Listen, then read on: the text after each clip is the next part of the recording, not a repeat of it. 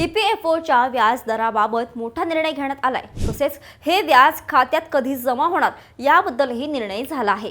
सगळी बातमी सांगते, मात्र त्याआधी थोडक्यातला फॉलो करा, कारण अशा महत्त्वाच्या बातम्या आम्हीच तुम्हाला सांगतो। EPFOने 2025-26 या वर्षासाठी 8.25% व्याजदर ठेवण्याची शिफारस केली आहे।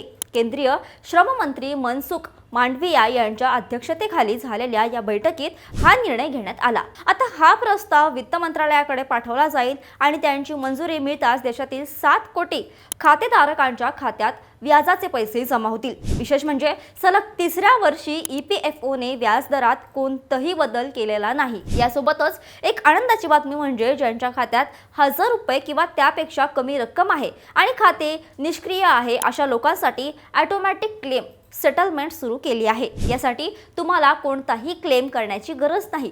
पैसे थेट तुमच्या आधार लिंक असलेल्या बँक खात्यात जमा होतील। पहिल्या टप्प्यात अशा 1.33 लाख खात्यांची निवड झाली आहे। लक्षात ठेवा, जर तुमचे खाते 36 महिने निष्क्रिय असेल तर त्यावर व्याज मिळत नाही। त्यामुळे तुमचे PF खाते अपडेट ठेवा।